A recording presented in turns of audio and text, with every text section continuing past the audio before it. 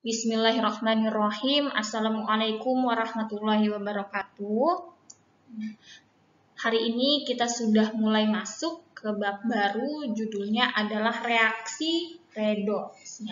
Reaksi redoks itu merupakan salah satu jenis reaksi kimia. Jadi reaksi kimia itu jenisnya ada banyak. Yang pertama ada misal reaksi penetralan, ada reaksi pembakaran, ada reaksi pembentukan, ada reaksi penguraian. Dan yang akan kita bahas hari ini adalah reaksi redoks. Redoks ini berasal dari kata red dan ox. Red itu merupakan singkatan dari reduksi, kemudian ox-nya adalah oksidasi. Nah, kemudian kalau keduanya bergabung itu dalam satu reaksi, ada yang mengalami reduksi dan oksidasi, maka reaksi tersebut merupakan reaksi redoks. Ya, jadi nanti di pembahasan selanjutnya itu kalian sudah tidak asing lagi ya dengan istilah reduksi dan oksidasi. Kemudian bagaimana cara menghitungnya dan sebagainya akan kita bahas di slide selanjutnya. Sebelum membahas lebih lanjut tentang reaksi redoks, itu bagaimana konsepnya dan sebagainya, ya ini adalah contoh aplikasi reaksi redoks dalam kehidupan sehari-hari. Misal reaksi pembakaran alkohol, pembakaran kertas, dan lain-lain, yaitu melibatkan reaksi redoks. Ya. Kemudian yang kedua, ini pembuatan cuka dari alkohol juga sama, dia melibatkan reaksi redoks. Kemudian pemecahan glukosa dalam tubuh. Jadi glukosanya diubah menjadi energi, kayak gitu. Itu melibatkan reaksi redoks gitu. Nah, kemudian perkaratan besi. Jadi kalau misal besi murni ya, jadi besinya itu belum dilapisi cat dan lain-lain kayak gitu.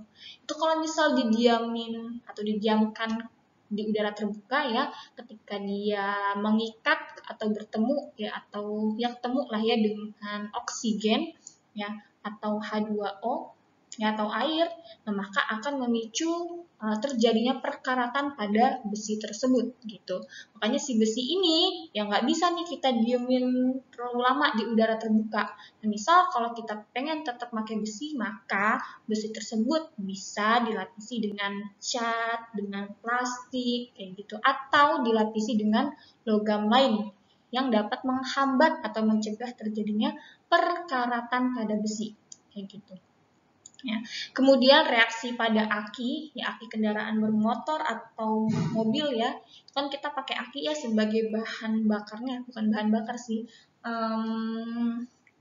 agar mesin tetap nyala gitu. Ya.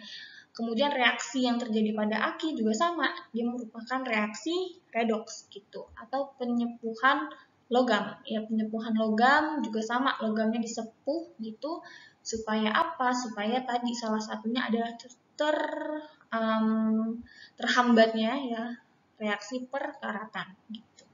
Kemudian yang terakhir ini contohnya adalah reaksi pada apel atau kentang yang dibelah, kemudian belahan tersebut didiemin ya atau dibiarkan di udara terbuka. Ya maka warnanya nih, warna apel dan kentang tersebut kan akan mencoklat gitu ya, menuju hitam. Itu terjadi karena apa? Ternyata si apel dan kentang ini kalau didiemin ya, atau dibiarkan di udara terbuka, maka akan memicu terjadinya reaksi redoks gitu. Selanjutnya seperti biasa ya, jadi ada perkembangan teorinya dulu gitu. Nah, kemudian si redoks ini ya teorinya itu ya, atau penggunaannya itu mengalami perkembangan ya, makanya ada perkembangan teori. Nah, yang pertama ya, ini ada konsep berdasarkan pengikatan atau pelepasan oksigen. Ya, jadi bisa dua nih, bisa ngikat ya atau ngelepas. Ya, ini berkaitan dengan, ingat kata kuncinya yang pertama pasti berkaitan dengan oksigen, mau diikat atau dilepas gitu. Nah, tadi ya di awal sudah kita bahas kalau redoks itu tersusun dari dua kata, ada yang reduksi dan ada yang oksidasi.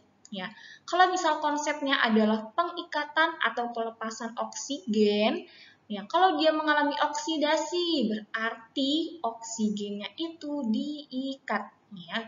Jadi kalau misal dalam reaksi tersebut mula-mulanya nih nggak ada nih O-nya, terus tiba-tiba di hasil reaksinya ada nih O-nya. Nah, itu berarti terjadi pengikatan oksigen gitu. Contoh misal ada karbon yang dibakar ya dengan O2 menghasilkan karbon dioksida.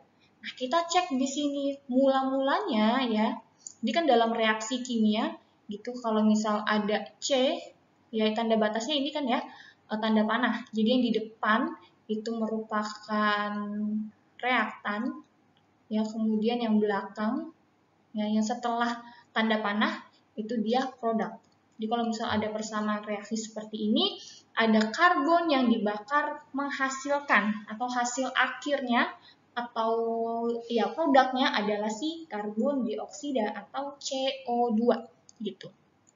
Jadi kita tahu bahwa tadi reaktan itu merupakan zat mula-mulanya dia, berarti ini mula-mulanya si karbon masih sendiri kan ya, belum berikatan dengan siapa-siapa gitu. Nah, kemudian setelah dibakar nih ditambah O2, ternyata hasil reaksinya nih produknya itu jadi CO2. Nah, berarti ini menunjukkan bahwa mula-mulanya C ya, C ini ternyata mengikat si oksigen dari O2 gitu. Makanya dia hasil akhirnya bergabung membentuk CO2 gitu. Jadi kalau misal reaksinya seperti ini, awal mulanya itu masih sendiri atau belum ada O-nya, tiba-tiba di hasil reaksinya atau di produknya itu terbentuk atau mengikat oksigen, ya udah berarti dia reaksi oksidasi gitu. Ini termasuk oksidasi. Ya, intinya adalah gitu ya. Jadi di awalnya atau di reaktannya itu masih sendiri atau masih belum mengikat atom oksigen. Ya, kemudian di hasil akhirnya di produknya yang di sebelah kanan ini ya kalau tiba-tiba nih muncul oksigen, ketambahan oksigen ya udah. Berarti reaksi tersebut merupakan reaksi oksidasi gitu. Kemudian kebalikannya yang kedua nih, kalau misal dia terjadi pelepasan oksigen ya. Kalau oksidasi itu oksigennya diikat ya, maka kalau reduksi kebalikannya ya oksigennya ini dilepas gitu. Jadi terjadi pelepasan oksigen, di oksigennya dilepas. Kata kuncinya adalah pokoknya di awalnya itu ada oksigen, kemudian di produknya atau hasil akhirnya kok tiba-tiba oksigennya berkurang atau hilang gitu, tapi nggak hilang ya, tetap ada tapi nggak mengikat lagi di unsur tersebut gitu. Contohnya misal ada CO2 ya menghasilkan C ditambah O2 atau reaksi kebalikan nih dari reaksi satu ini. Ya udah, mula-mulanya nih sebagai reaktannya C-nya itu ngikat O di sini. Ya, ternyata setelah direaksikan hasilnya menjadi C ditambah dengan O2. Ya, C-nya di produk itu jadi sendiri, nggak ngikat O lagi. Ya udah, kalau begini kasusnya, ya berarti ini termasuk reaksi reduksi. Ya, karena oksigennya itu dilepas, jadi nggak diikat lagi nih sama si CO2 gitu. Jadi ingatnya adalah kalau misal ada oksigen di sebelah kiri atau di reaktan yang kemudian di produknya itu hilang, ya udah berarti dia reaksi oksidasi. Kemudian kalau misal oksigennya ternyata adanya di sebelah gini nih, di sebelah produk yang sendiri gitu. Udah berarti dia termasuk reaksi reduksi. Ya, tapi dicek lagi bisa jadi reaksinya tuh nggak melulu seperti ini. Tapi terjadi pengurangan oksigen atau penambahan oksigen gitu. Jadi bisa ya, jadi kalau misal dia ngikat oksigen atau oksigennya bertambah di produk ya berarti oksidasi. Kemudian kalau reduksi oksigennya dilepas, ya berarti di produknya nih, di hasil akhirnya ya C-nya itu sudah tidak mengikat oksigen lagi gitu. Nah, kemudian konsep ya atau perkembangan teori yang kedua itu ada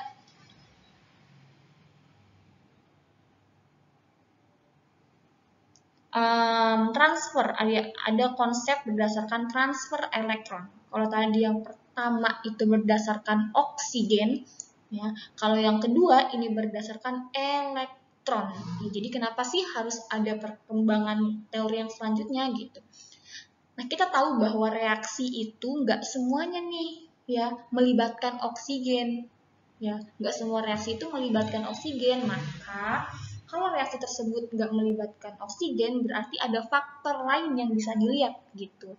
Nah, selanjutnya itulah ya yang digunakan berdasarkan konsep transfer elektron. Ya, karena setiap ikatan ya, setiap ikatan kimia yang terjadi atau setiap reaksi yang terjadi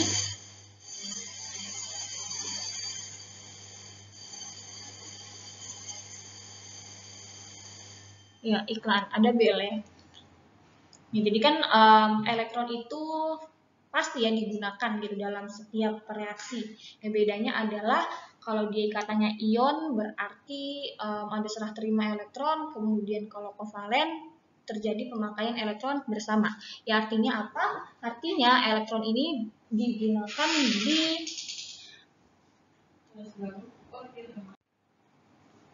lanjut. Ya, jadi elektron ini tuh banyak gitu dilibatkan dalam setiap reaksi. Makanya konsep yang kedua ini adalah konsep transfer elektron. Yang pertama, kalau dia terjadi oksidasi. Ya, kalau misal dia tadi berdasarkan konsep oksigen, ya oksidasi itu menangkap oksigen. Tapi kalau di elektron ini kebalikannya. Ya dia terjadi pelepasan elektron. Itu. Contoh, misal ada Zn ya, atau zinc atau seng, kemudian bereaksi menghasilkan Zn yang ion membentuk Zn2+ ditambah dengan 2 elektron min. Ya. Jadi awalnya itu zinc aja nih, logam seng aja. Nah, kemudian hasilnya ada seng yang melepas 2 elektron. Artinya apa? Artinya ada elektron yang dilepas. Dilihat di mana? Dilihat di produknya ya. Produk sama dengan ada elektron gitu. Jadi, kalau reaksinya seperti ini, reaksi di produknya itu ada elektron, ya udah berarti dia termasuk reaksi oksidasi gitu. Ya, contoh selanjutnya enggak contoh selanjutnya ya, contoh yang lain. Misal ada Cl-. Ya. Cl- kemudian ketika dia bereaksi menghasilkan Cl2 ditambah 2 elektron min.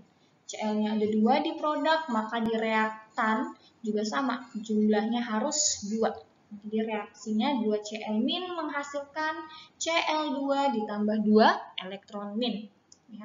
Ya udah, kita cek di sini awalnya Cl- ya, kemudian karena dia berhasil menangkap, maka si Cl-nya ini jadi netral, kemudian disertai dengan 2 elektron min, pelepasan elektron sebanyak 2 gitu. Ya udah, kalau misal di elektronnya ini ya di produknya itu ada elektron, ya udah berarti dia termasuk reaksi oksidasi gitu. Nah, banyak kata kuncinya dicek aja, kalau dia di produk ada elektron udah reaksi oksidasi. Kemudian yang kedua nih, kalau dia reaksinya reduksi. Kalau tadi oksidasi pelepasan elektron, kalau reduksi berarti penangkapan elektron. Ya. Kalau tadi dioksidasi produknya yang ada elektron, ya kalau dioksidasi berarti reaktannya yang ada elektron. Gitu aja. Ya. Kemudian contohnya berarti misal ada Mg2+ ditambah dengan 2 elektron min menghasilkan Mg. Ya udah, ya. Di sini karena melepas kemudian ditambah 2 elektron maka hasilnya netral. Ya udah.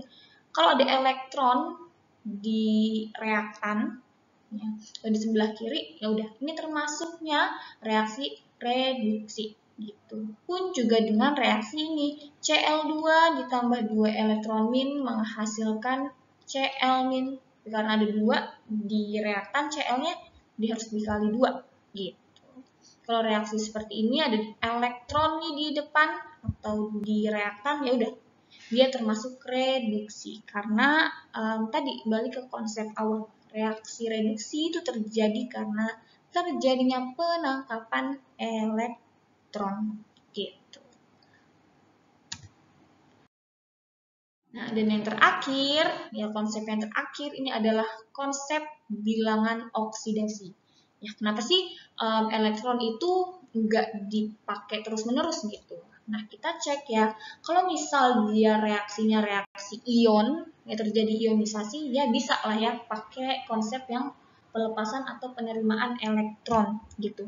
Nah, kemudian kalau dia senyawanya itu terbentuk karena ikatan kovalen, berarti kan nggak terjadi terbentuk muatan ya, nggak membentuk muatan positif dan negatif kayak gitu. Makanya nggak ada serah terima elektron gitu.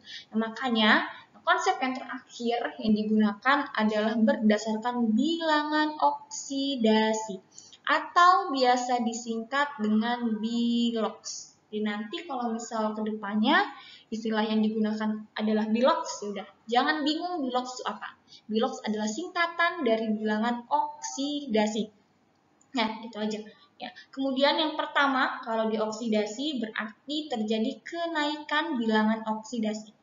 Jadi biloxnya naik nih. Kata kuncinya biloxnya naik. Ya.